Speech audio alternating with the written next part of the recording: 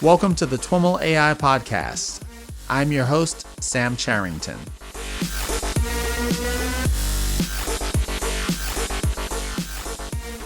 Hey, what's up everyone? This is Sam. It's been nearly a month since we closed the books on our very first conference, TWIMLCon AI Platforms. I really hope you've enjoyed the content we've shared from the event. We went into the conference with three main goals. First, to provide attendees with great content focused on the many ways organizations of all types are automating, accelerating, and scaling machine learning and AI. Thanks to an incredible roster of speakers, we were able to deliver just that. Next, we wanted to bring the extended TWIML community together, and the results here were truly amazing. I had the great fortune of meeting and conversing with a ton of wonderful people, including longtime TWIML listeners, former podcast guests, and attendees new to the TWIMLverse. One thing that I heard universally was how open and engaged everyone was, and how much folks were enjoying the substantive, meaningful conversations they were having with other attendees. To me, that sounds like a mission accomplished. Finally, TWIMLCon was also an opportunity to celebrate all that we've been able to accomplish together as a community. This includes the many innovations that our speakers are presenting on in conference breakouts, as well as TWIML community achievements, like reaching our third year, 300th episode, and 5 millionth download in the last few months. To be able to share these milestones with so many awesome friends, new and old, was an amazing experience for all of us. I wanted to take this opportunity to thank each of you in our community for all of the many ways that you support and engage with us. Thank you so much. And now, on to the show. All right, everyone. I am on the line with Archana Venkataraman. Archana is the John C. Malone Assistant Professor of Electrical and Computer Engineering at Johns Hopkins University. Archana, welcome to the TWIML AI podcast. Thank you, Sam, and thank you for inviting me to be here today. I'm really excited about our conversation, and we'll jump right in by having you share a little bit of your background. It sounds like you had maybe more clarity than most, starting from as early as the fourth grade. Yes. So both my parents are engineers. My mom is a professor of electrical engineering, and my dad is a professor of mechanical engineering. So as you can imagine, we had a very strong educational focus growing up. And I decided fairly early on, engineering was very cool. It was a way of solving problems, and I was very good in math and science, and I enjoyed them. And so around fourth grade is when I asked my mom about colleges and where to go to college and what were good schools. And she said that the best school was MIT. And I checked, and it was very close to home, which in the fourth grade was important to me. So I decided I would go to MIT. And so I worked through middle school, high school, learning lots of science and doing many extracurricular activities, and finally did end up going to MIT for undergrad. And I liked it so much, I stayed there for master's and PhD. And through that educational pathway at MIT, I started in electrical engineering. I explored different areas. So I did research experiences in devices, in nanofabrication. And through those research experiences and coursework, I realized I've loved signal processing. So that was the area that really gravitated towards me. I love the idea of transforming signals into various domains to understand different properties, of being able to estimate properties and characterize uncertainty. And so that was my concentration in undergraduate. And I did a master's with Alan Oppenheim, who is one of the fathers of modern day signal processing. And we looked at different signal representations. And I found that a very worthwhile experience and definitely helped me build fundamentals. But at the same time, I always was missing an application to it. And that's how I stumbled upon my PhD direction, which was loosely medical imaging. So sort of translating these properties of informatics and data science into understanding brain functionality through functional neuroimaging data, fMRI. And at the same time, still exploring and learning more and applying ideas from machine learning to these data streams and to different clinical populations. And that's kind of how my career has evolved, and I'm really enjoying the ride so far. And do you have a more pointed focus currently at Johns Hopkins, or are you looking out broadly around the intersection of these areas? So I think my research right now is very broad. So the most general characterization is that we are developing new machine learning tools and frameworks and algorithms to better understand and potentially treat neurological and psychiatric disorders.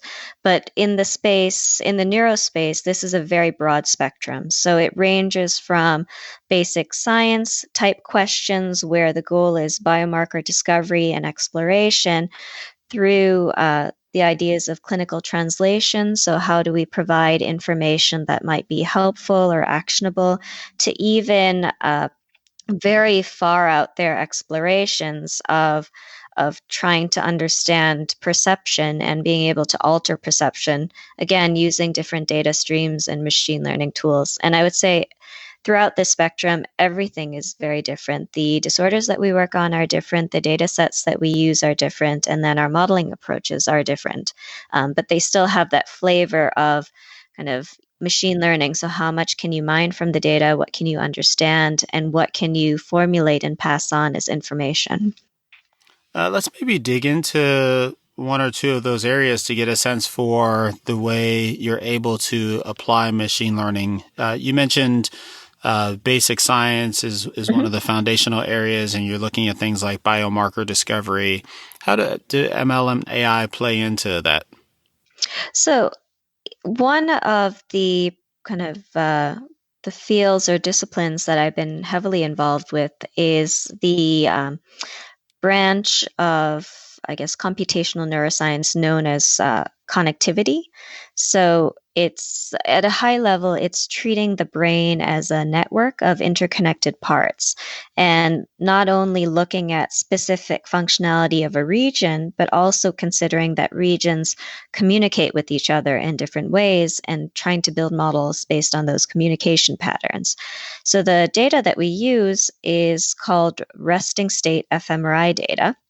So, unlike a conventional MRI acquisition where you would have the subject perform a certain task in the scanner, resting state differs in that it's a passive acquisition. So, the subject is just instructed to lie there quietly, passively, and oftentimes just fixate on a crosshair. And what people have shown over the last decade or so is that the correlation patterns in this kind of steady state signal, they actually reflect different functional systems in the brain. So they tell us about communication patterns that are relevant in terms of cognitive functionality and biological functionality. And so based on this data, there have been a lot of sort of work of trying to formulate machine learning questions, and they typically involve prediction. So, can we predict based on this functional connectivity data which subjects have a neurological disorder and which don't? And as sort of in conjunction with that prediction, can we identify different coactivation patterns or connectivity patterns in the brain that are sort of predictive of eventual diagnosis? And so that is kind of the general area. Now, the work that we're doing right now is going one step beyond just a simple binary classification, so prediction of case versus controls. And we're trying to say, can we, from this fMRI data, predict clinical severity of a particular patient? And the data that we've been using and our focus thus far has been on autism spectrum disorder. And the reason that sort of this continuous prediction task is relevant is because in any neuropsychiatric disorder, you just have a range of different behavioral characteristics, different symptom severity, different ability to respond to various interventions. And so building these predictive models First of all, it allows you, just in a black box sense, to figure out what are strengths and weaknesses of different patients in your cohort. And also, incorporating these ideas of biomarker discovery, if you can emphasize or if you can pick out or extract certain patterns in the brain that are relevant for understanding clinical severity or different manifestations, it might give other researchers a clue as to how do we develop better behavioral therapies, how do we evaluate behavioral therapies in terms of observing these patterns and watching as they grow and fade, and potentially how do we develop new therapies based on other imaging techniques or other modalities such as sort of drug discovery or electrostimulation, et cetera. How far along are you in this line of research? So this, again, it's very much at the level of basic exploration. So right now we have developed frameworks. So they're, again, new machine learning frameworks that couple this discovery component, which is interpretable, which we're using a dictionary learning type framework, with a predictive modeling. So just at a high level, a regression type framework. And so we've been able to, unlike other methods that we've seen and other methods that we've tried, we're able to predict severity to some extent. And we're even able to predict multi-score severity. So if you are looking at different quantifications of the patient, so being able to sort of simultaneously understand those. With that said, I mean, there's certainly a prediction error, which is one direction we're moving in. And I think the way to tackle this is another aspect that machine learning is very good at, which is integrating data across different data sets. And so now we're trying to bring in other imaging types to get a more comprehensive picture of brain functionality or brain communication or connectivity, hopefully to improve that moving forward. But at the same time, our predictive models right now, they're performing at what is currently state of the art in the field. And at the same time, we're able to preserve that interpretability. And so we're finding patterns and interactions that are sort of interpretable from the autism standpoint and could eventually provide some sort of biomarker that might be meaningful. You mentioned that the models that you're using are state of the art. Are there well-established benchmarks for these types of problems?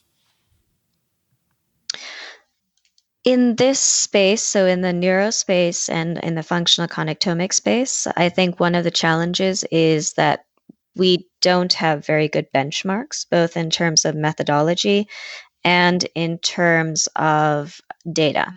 And so this is one of the reasons why the kind of neurospace and especially functional neuroimaging is unlike other areas where AI or machine learning has made very rapid advancement. So if you think about computer vision and image recognition and activity recognition, there are vast open source data sets of millions and millions of examples. Mm-hmm. And here we are developing machine learning frameworks that essentially have to learn from tens of examples. And tens of examples to learn very complex functions means that sort of out of the box algorithms tend to fail. And so it's a lot more about building structured assumptions into the model, in part to reduce the parameter space and in part to try and guide what you think is reasonable around all of the noise in the data itself.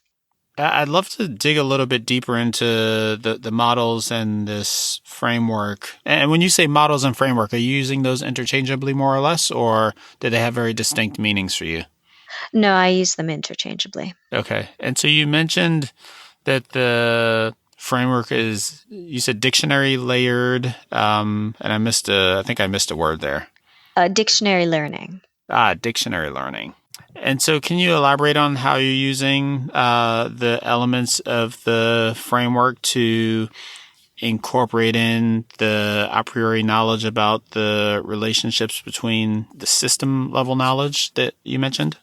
So the way we are incorporating or structuring the model, it's in essence, the dictionary learning component, or you can think of it as a basis expansion component, essentially what it assumes is that the kind of global connectivity pattern that we observe, which in our case is an input positive semi-definite correlation matrix, it is explained or it can be represented by a sparse collection of what we call elementary subnetworks. So these are canonical patterns of coactivation across the brain. You mentioned positive semi-definite connection matrix. This is your sparse matrix of connections between these different. And what level are you looking at? Are these connections between neurons or larger structures in the brain?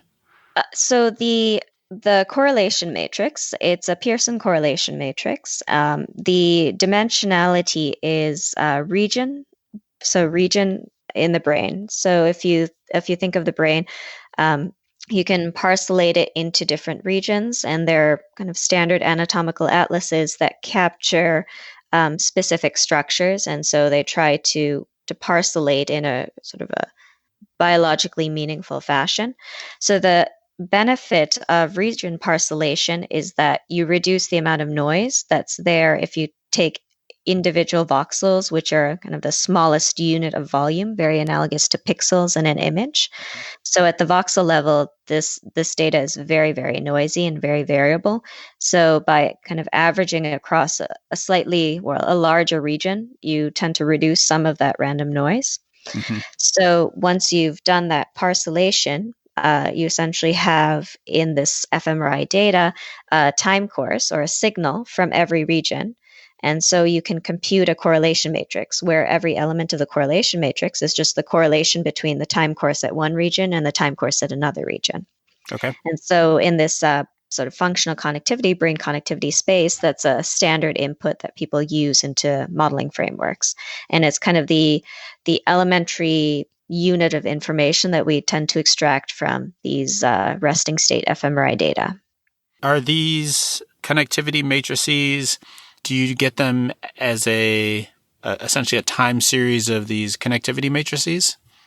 So there has been a little work in looking at dynamic evolution. The most common approach is just to kind of compute a single correlation matrix across the entire acquisition. So the acquisition is about 6 minutes long. Okay. So if you think of the sort of n by n, region by region as the dimensionality of this correlation matrix, that's the input to the model. Mm-hmm. And so we assume that input can be represented by sort of a low-rank decomposition of elementary subnetworks. So a subnetwork you can think of as a pattern of coactivation across the brain. So almost like a heat map of which regions are coactivating or highly correlated with each other and which regions are anti-correlated with each other. Mm-hmm. And so that is kind of the structured assumption, one of the structured assumptions of the model. The second assumption is that what is differing on an individual level is the contribution of those subnetworks to create an entire brain connectivity or entire brain functionality. And so because those contributions, so not only are they salient for the model, for the data representation, so those are the features that we are using in the predictive modeling. And so there's a coupling between the data representation and the predictive modeling. And so in the predictive modeling, what we're trying to do is actually predict some measure of clinical severity. So you can, in autism, there are kind of different batteries that you can use to quantify clinical severity. The most common is called the Autism Diagnostic Observation Schedule. So it's typically administered on children, and it's like a clinician evaluation where they kind of create settings for the child to play and the child to describe sort of different stories and to observe different sort of movie clips and explain what they think is happening. And so there's kind of a standard battery that is used to come up with a level of severity or a level of deficit for autism. And so your model is making predictions into the space of this diagnostic system. What does that look like? Is that a kind of a 1 to 10 numeric scale, or is it multidimensional across different types of behaviors or expressions of the disorder? The ADOS exam, it's so that typically you would use the kind of the total measure that the clinician quantifies across this behavioral paradigm and get a single number, and it ranges from approximately 0 to 30. Okay. just based on how it's designed. There are other diagnostic criteria that we're also using, and they provide a little bit different perspective of the patient. So the second one is called the social responsiveness scale. So this is actually a parent report. So instead of observing the child, you give a questionnaire to a parent or a caregiver or a teacher about the behavior of the child. And that's a different way of scoring in terms of clinical manifestation. And then we're also using another type of behavioral paradigm that was developed by or is commonly used by our collaborators at the Kennedy Krieger Institute. And so this is it's a behavioral paradigm that essentially measures the ability of autistic children to perform gestures on command and also to imitate gestures. And so one of the interesting observations of children with autism is that in addition to the well-known social issues, there are also issues with visual and motor systems. So visual and motor integration. So loosely hand-eye coordination is one of them. Ability to imitate gestures is another. And that type of deficit almost parallels the social dysfunction. So that's a different scale that we're also trying to predict as well. You mentioned earlier that the frameworks that you've developed achieve state-of-the-art performance. Is that relative to other machine learning approaches, or is this a scenario where you're comparing the results of your system to a clinician's ability to make predictions? I don't imagine clinicians are looking at fMRI data and trying to predict autism, or am I wrong there? You are correct. Clinicians do not use fMRI data to predict autism. So in most neuropsychiatric disorders, the prediction is, well, the diagnosis is based on behavioral information and behavioral testing. So when I say state of the art, what I'm trying to convey is just in relation to other machine learning algorithms. So on this data set, we have implemented a variety of algorithms from kind of basic regression models, which are very, very early iterations of machine learning, through other kind of regression, well, sort of support vector regression, random forests, which are a little bit more current. And we've even tried end-to-end deep learning approaches. And so in comparison to that spectrum, at least on our data set, we have found this kind of hybrid approach where we're sort of coupling a data representation as well as the predictive modeling to essentially perform the best. Okay. And with the advantage that you retain some degree of interpretability, which you may sacrifice in the end-to-end deep learning space. Yes. And so the work that you're doing, looking at predicting autism here, this is just one of the many disorders that you have looked at in your research. Another one is epilepsy. Can you talk a little bit about that work? Sure. So the epilepsy project, it's a little distinct from what we're trying to do with autism in that the work with epilepsy is closer to clinical translation. So here, our goal is to actually provide information that would be relevant to clinicians as they're treating these patients.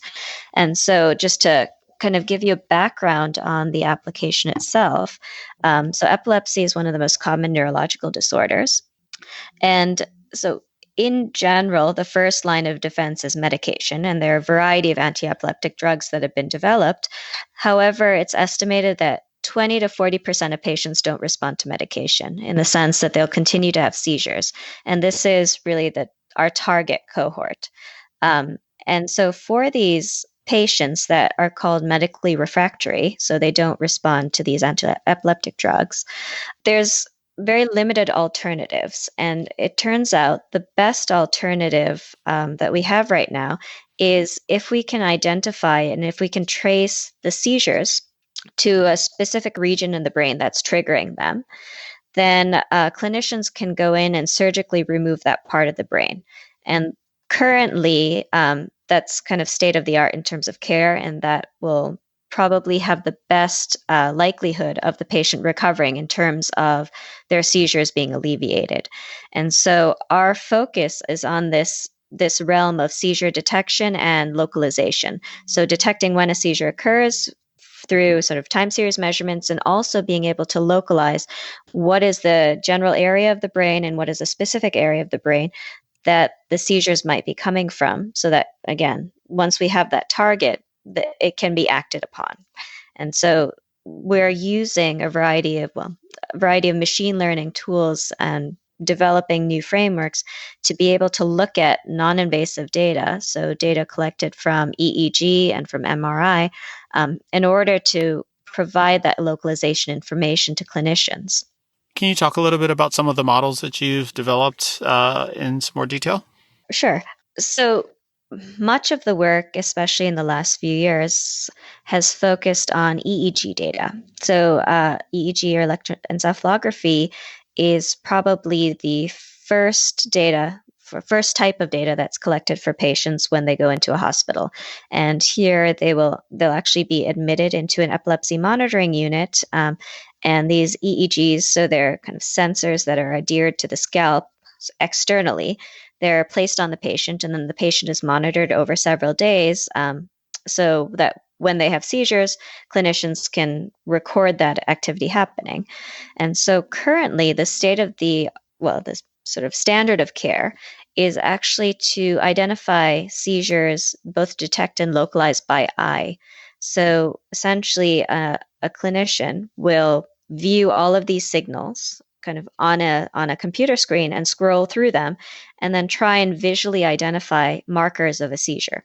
Mm-hmm. So when it starts, and also kind of based on when it starts, trying to trace where they think it's happened. It's originating in the brain. From the EEG, meaning they're looking at which of the leads. Is it as simple as which of the leads is closest to, a region that is likely to be functioning in this way? It's very similar. It's kind of which of the leads are manifesting these particular signatures that they've been trained to recognize. Right. Okay. Right? And so, as you can imagine, this is very time consuming. It's prone to human error. And so just one very kind of on the surface simple task is just developing machine learning algorithms that can do this automated detection. So essentially augmenting or replacing kind of what they're doing currently. And it turns out this is a very challenging problem. And it's challenging because EEG data is extremely noisy. And in fact, the noise in EEG data tends to overwhelm the signal in terms of the particular seizure signatures. And the particular seizure signatures look a lot like baseline EEG. So if you or I were to look at these EEG recordings, we would not be able to tell at all what the origin of the seizure is. It's kind of years and years of training and sort of pattern matching and building up models in their heads over kind of what particular features are we looking for, and these features might change from patient to patient, et cetera. And so the way we're approaching it is to recognize that just at instantaneous points in time, this data is extremely noisy and we might not be able to get a good detection. So kind of treat it as a temporal process, and essentially to recognize that perhaps the spreading of these seizure activities or these abnormal activities are just as meaningful for identifying where and when the seizure is starting. So if a seizure is starting in a particular area of the brain, so that'll correspond to a certain area of EEG electrodes, we expect that activity will spread locally before it just jumps randomly to another area. And so by modeling this kind of local spreading pattern, and then inferring kind of where and when it starts from the data, we can potentially do a better job of both detection and localization. So the frameworks we're using here are based on probabilistic graphical models. And so roughly these probabilistic graphical models allow you to specify sort of latent or hidden random variables, and they capture unobservable phenomenon, in our case, the spreading of the seizure activity. And then there's observed variables, which are related to the statistics of your data or the features of your data that you're interested in. And so sort of at a high level, this is the framework that we're looking at. And we're actually embedding some deep learning into this because the latent variables, they give us interpretability, because what we really care about is the progression of a seizure and backtracking the onset of seizure activity. And at the same time, we have a lot of EEG data. And so we're training deep neural networks or artificial neural networks as a complex likelihood function. So being able to mine different patterns from the data and kind of feed that into the more interpretable element of the model. Interesting. It sounds like a super challenging problem. And one of the things that jumps out at me is we're often benchmarking or training on ground truth data. And, I wonder, how do we know how accurate the physicians are, right? And they're in the sense of, they are making decisions based on these very noisy signals, the same noisy signals that you have to deal with. And, they make a decision to, take some action, maybe remove part of someone's brain. But how well do we know, if at all, how right they were in that, it strikes me as just very difficult to kind of localize from EEG data to a specific part of a brain that's not acting correctly. So that's a fantastic question. So I think there are many layers to that question. So in terms of clinician accuracy, it's actually unclear how accurate they are. So they do have a lot more information than just the EEG. They have the patient history. Patient behavior during a seizure is actually supposed to be fairly relevant in terms of likely areas that the seizure might start. Oftentimes they have MRI data, so a neuroradiologist can go through it and look for just structural abnormalities. I don't know, and I haven't come across a systematic study that kind of quantifies asking a variety of experts across a variety of institutions and then try and understand concordance between them. One interesting statistic is that if you look at meta reviews, long-term seizure freedom, so postoperative seizure freedom, so if they actually go in and remove kind of a part of the brain, it's not dramatically high. So so if you're looking at 5-year seizure freedom rates, it's only about 50%. Okay. Now, right. So it's, again, there's many factors that could influence the 50%. So it could be that that particular patient developed some other type of lesion or problem and that took over. Or it could be that there was an error in the care pathway. So maybe that patient should never have gone for surgery because it turns out there were multiple areas of the brain that were triggering seizures, and that was missed during the review. Or maybe the initial localization was incorrect, and so the incorrect portion of the brain was removed. And so I think it's unclear which of those factors are involved. And hopefully by inserting some machine learning into that process, it's not that we would replace clinicians, because I don't think our algorithms are nearly at that point yet, but we might be able to provide information. And if the algorithm identifies kind of contradictory information to what the initial evaluation was, it'll allow the clinician to go back and really focus on that other area and say, do I really think there's a problem there? Or is there something I might have missed? Right. Maybe we should check it out with another type of data modality. And are you or other folks doing multimodal models here? It strikes me that, in your description of the resources that the physicians have access to try to make a prediction, it's much more than just, time series data off of an EEG lead. There's a lot more that they're looking at. And so ultimately, we'd want models to be able to incorporate more of that data as well. Is that happening in the research? So that is exactly where my research is headed, and so the work that we're doing in the lab. So we've been focusing on EEG, but just because it's more readily available. Sure. And we recently received some internal funding, a competitive internal funding award to acquire multimodal MRI data for some of these patients. And so some of the work that I had done in my postdoc a while back showed that the resting state fMRI that I mentioned earlier for the autism project, that might actually be useful as another biomarker of seizure origin, especially in cases where there's no obvious physical lesion that you can see in the brain. And so by incorporating this resting state fMRI information, structural MR, we're hoping we can get a finer grain picture. And then again, once you have models in different modalities, you can look at concordance between them to first identify, is this a reasonable surgical candidate? And also, what is the potential area where is most likely the seizure localization area? So we've talked about some of the basic science work you're doing, the epilepsy work as an example of how you're trying to translate to treatment. You also mentioned work around perception. What do you mean there? So this is an interesting project. It started as kind of a pet project idea of mine, but I guess we've tried to pursue it. So the sort of at a high level, what the project is trying to do is manipulate emotional cues in human speech.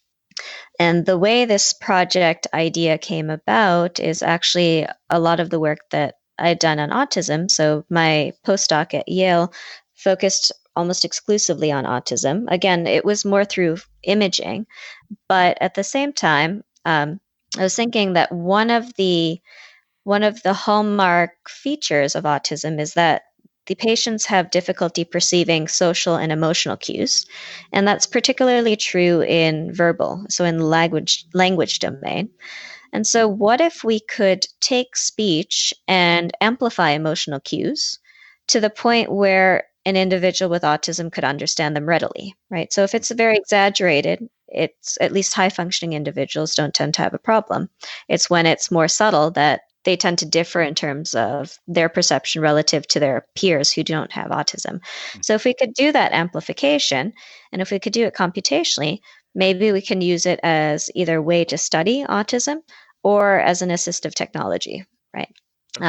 And by doing it computationally, you also have the benefit that you can start slowly undoing it, right? So you can think about doing a really exaggerated emotion amplification.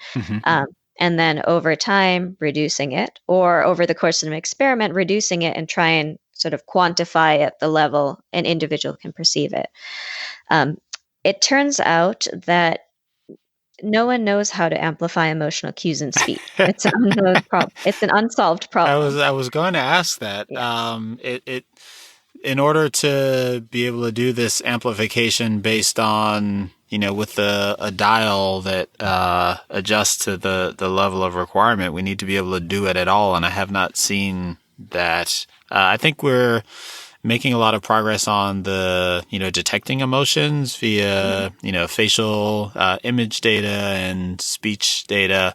But I've not seen much in terms of kind of modulating steady state speech data to kind of add that kind of inflection. Yes, it's an unsolved problem, and it's actually not a commonly studied problem. I would say emotion from speech is hard in general, so even emotion recognition from speech is quite difficult. Without the video data, I mean, accuracies tend to be fairly low.